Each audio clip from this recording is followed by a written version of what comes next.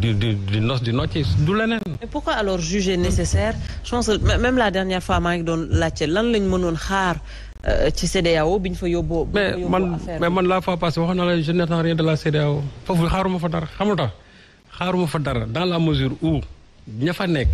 la ñuy def d'abord même s'il y a l'article 22 je crois alinéa 3 qui dit que les décisions de la CEDEAO sont exécutoires. Mais chef d'État yi nga xam ñoom ñoo nekk foofu il n'exécute jamais les décisions de justice. Il est même question aujourd'hui de voir comment faire de sorte qu'il y ait une contrainte pour que les décisions soient appliquées. Mais ña fa nekk aussi dafa am ñoo xam ñoom lañ fa toogal loolu aussi mooy dëgg donc man tout ce qui sort de cette cour là wax dëgg yàlla même su fekkee ne man keroog la fois passée ici wax naa ko moi je n'ai pas du tout foi en ces d'abord à l'instance même communautaire parce que boo gisee CEDEAO la muy doxalee en réalité moom la cour bi moom lay doxalee kese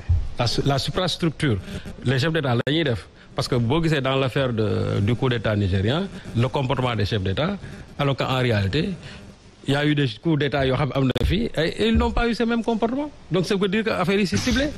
donc ñi nga xamante ne ni ñuy ciblé aussi quand il y a des décisions de justice ñi nga xamante ne ñoo fa toog en tant que des magistrats de la CEDEAO aussi c'est des décisions yoo xam ne dañ koy ciblé moo tax man franchement pour l'instance communautaire man nee naa depuis 2001 ba léegi temps ba fu ñoom Aliou Sall nekkee le professeur de droit Aliou Sall que je salue au passage ñooñu bañ fa nekkee cour bi amoon na crédibilité mais depuis lors la cour a perdu complètement sa crédibilité et loolu day dem de jour en jour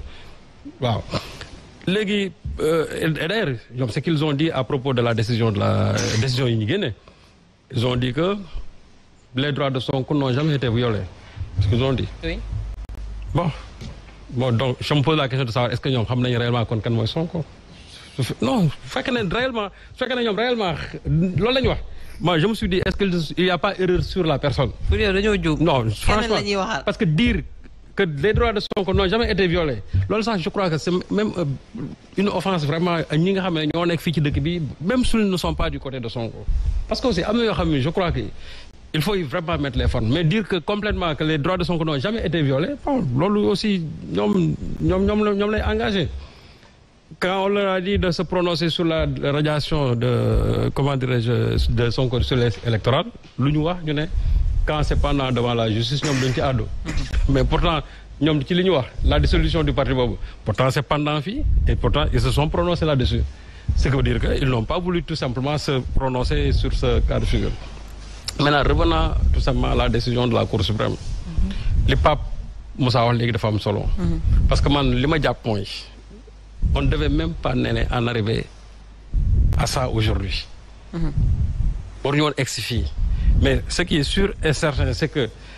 affaire yi su jaaroon yoon il y aurait même pas procès dadul am ba ñuy egsi fii mais soo gisee lépp nu mu ce tourbillon politico-judiciaire là fa mu jógee ba fi muy egsi da ngay xam ne aussi ñi nga xamante ne ñoo nekk ci nguur gi ils ont un objectif bien précis l'objectif bien précis c'est comme il l'avait avec Karim Wade comme il l'avait aussi avec Khalifa Sall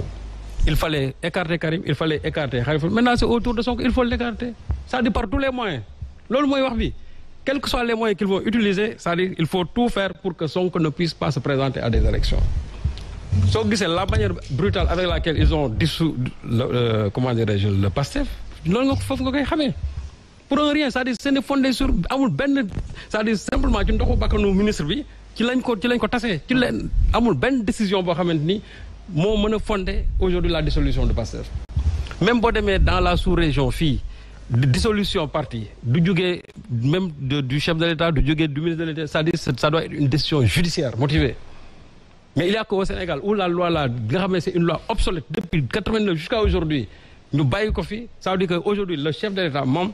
il a tout le pouvoir pour dissoudre les partis des autres mais le président lui son parti il ne va jamais le dissoudre parce que bu fekkee ne moom mooy génne décret bi kii génne décret du mës a dissoudre partem c'est là où la loi quand même a failli dans les sous Togo bii boo xoolee fii les pays là c'est-à-dire que toute dissolution de parti repose sur une décision judiciaire et je crois que là aussi homme politique ñoom dañ ci am une responsabilité donc pour dire tout simplement que li nga xamante ne moom moo xew tey Cour suprême bon l'avocat général a même comment dirais-je évoqué la jurisprudence Karim Wade xam nga jurisprudence Karim Wade nit ñi dañ koy fàtte parce que jurisprudence Karim Wade fii bi mu amee mais la juge Aïssatou Diallo Ba bi nga xamante moom doon na siéger tey à l'époque mu nekkoon la présidente du tribunal d'instance de Dakar. Quand les avocats de Karim Wade ñoom bi ñu porté affaire bi pour wax ne kon dañ ko juger parce que dañ ko bañaloon ne moom du newul ci liste yi ils sont pourvus devant le tribunal d'instance mais la juge là lan la wax elle n'est pas compétente c'est-à-dire le tribunal n'est pas compétent loolu la wax elle a sorti l'ordonnance 470 du 23 juillet 2018 et les avocats de Karim Wade ont attaqué ça au niveau de la Cour suprême. Et pourtant Cour suprême aussi xamul wax Cour suprême daf ko jàppale daal ne ko le tribunal n'est pas compétent. Aujourd'hui le tribunal maintenant est compétent à la matière c'est-à-dire que man loolu laa mënul comprendre ba léegi. En 2018 c'était pas compétent mais aujourd'hui en 2019 en 2023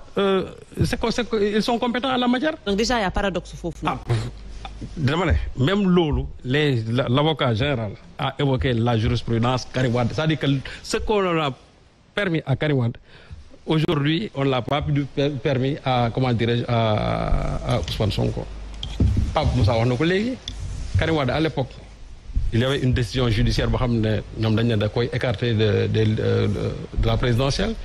mais ça ne l'a pas empêché de recevoir ses fiches de parrainage. Ça ne l'a pas empêché. Léegi aujourd'hui qu'est-ce qui bloque réellement pour que Sonko duñ ko jox ay fiches de parrainage. Qu'est-ce qui bloque selon vous? Non mooy li wax rek c'est-à-dire ils sont dans un combat politique. C'est pas un combat judiciaire, c'est-à-dire ils sont dans un combat politique. Maintenant ils veulent s'appuyer sur la justice. Que dire des juges justement? Non xam nga juges yi ñoom li ñuy def ñoom loolu ñoom seen bopp loolu lay engagé mais ñun ñi nga xam aussi nous sommes des observateurs dañuy mën a analyser par rapport à ce qui s'est passé hier et par rapport à ce qui se passe aujourd'hui. Mais soo gisee à 2 reprises le comportement des avocats généraux muy Marème Diop Gueye ak Ousmane Diagne mais vous voyez comment ils ont défendu le dossier là ak li ñu ci wax lépp. Mais malgré tout ça la Cour suprême ne les a jamais suivis ci ñoom li nga xam moom la ñu wax et jamono sax dañu wax ne bu njëkk sax avocats yi les avocats généraux ñoom généralement ils étaient toujours contre ñi nga xamante ne ñoom la ñuy indi foofu mais ci seen aqulaay taala ñoom wax nañ li nga xam ne moom lañ sentir ñee aussi décision ba ñu jël man dama leen koy respecter li ñu wax dañoo respecter mais nag aussi dama ne bu fekkente ne dañ ne aujourd'hui le tribunal d'instance de Dakar est compétent à la matière mais dañu waxoon ne en 2018 ñoom Karim Wade ba ñu demee foofu ñoom dañ ne le tribunal n'était pas compétent pour et on l'avait même renvoyé à Qatar ne foofu la ñu ko war a dem régler ji mais Qatar y a pas d'autorité juridique foofu il y a que les autorités consulaires et c'est là où le problème s'était posé et finalement loo ci gis Karim Wade dañ ne il n'était pas inscrit sur les listes électorales te li posé problème surtout c'est la notification de la décision de radiation mais notification boobu ba tey jii laa wax ba tey jii kenn mënu koo génnee jusqu'à aujourd'hui personne ne peut sortir la décision c'est-à-dire la notification de radiation kenn mënu koo génnee. Très bien. dañ koy wax nii rek mais kenn génnewu ko te loolu aussi xam lu koy waral parce que la décision judiciaire bi nga xamante ne mooy privé Sonko de ses droits juridiques aussi décision bu kenn gisu ko parce que lu ñuy wax que c'est le ministre de la justice moom moo saisir je ne sais pas le ministre de l'intérieur et je dis que même loolu il n'appartient pas au ministre de la justice de le faire c'est le greffe de la cour d'appel de Dakar moom moo war a def loolu c'est lui qui doit amener la liste de tous les gens qui sont frappés d'inéligibilité mais loolu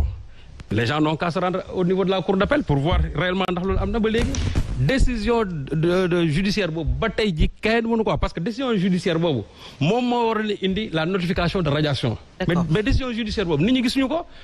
comme que décision boobu gisuñu ko nag léegi mais notification de radiation mënta am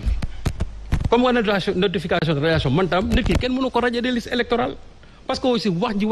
ba léegi mais bu fekkee da nga ne yow dañ laa radier des listes électorales mais nañ génne notification bi ne mi ngi nii te notification boobu aussi dafay am lu nekk ci ginnaaw muy la notification judiciaire c'est-à-dire de décision de justice bi nga xamante ne moo condamné Sonko. mais loolu ba léegi. kenn mënu cee gis dara kenn mënu cee gis dara. bu fekkee ne que li ñu nekk di def nii yëpp wala di wax nii yëpp c'est purement et strictement politique. Quelles sont les chances aujourd'hui pour que Ousmane Sonko ñu réintégrer ko ci liste yi. ba mu mën a jot fiche de parrainage am wala ba mu mën a bokk ci élection yi. nee man je ne vais pas faire de la météo politique. gis nga ce qui se passe ici. man wax naa la ko nee naa le projet du pouvoir. je ne parle pas du projet de la justice le projet du pouvoir. c'est faire de sorte que par A ou B Sonko du bokk ci élection yi. ak fu ñu mën a jaar c'est-à-dire fu ñu mën a jaar ñoom loolu lañ bëgg. ndax dina am ñu leen ciy jàppale ndax duñu am ñu leen ciy jàppale mais ñoom loolu ñu bëgg soo gisee l'affaire Mame Mbaye Niang mais ça a été clair parce que quand on a sorti le verdict bi nga xam moom la ñu njëkkoon génne. Les gens ont jubilé mais de façon éphémère pour revenir en disant que non peine bi doyul parce que la peine là mënul écarter Sonko xam nga loolu déjà même ci biir seen biir conférence de presse sax dañ koy wax mais pour dire que donc finalement le projet c'était quoi est-ce que dama doon raxas sama der wala ndax damaa bëgg nit ki ñu génne ko ci élection yi parce que man jàpp naa ne bu fekkee ne yow da nga ne dañoo yàq sa der bu doon 1 mois sax laa wax la ñu dóor waa ji sursis jox la 1 franc symbolique yow ragg nañ sa der mais ñu def la 2 mois nga ne doyul léegi lan moo doy léegi peine bi doy mooy 6 mois yi nga xamante du te yow du changé dara ci yow ne nga dañuy yàq sa der mais kay wax dëgg yàlla bu ñu kii la tuumaal door nañ ko 2 mois de sursis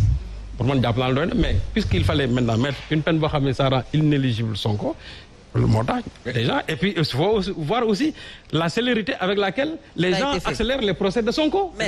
Oui. Précision. Ce n'était pas Mame Mbaye lui-même moom moo mënoon a def appel pour ñu corser la peine. C'est le procureur. Qui exécutait la politique pénale du gouvernement moom moo dugal appel bi pour corser à 6 mois même dans l'affaire Sweet Beauté. Adji Sarr waaw Adji Sarr menace de mort viol. ñaar yooyu yëpp nee lañ teg c'est le procureur celui qui exécute la politique pénale du gouvernement. moo évoqué waat corruption de la jeunesse donc lépp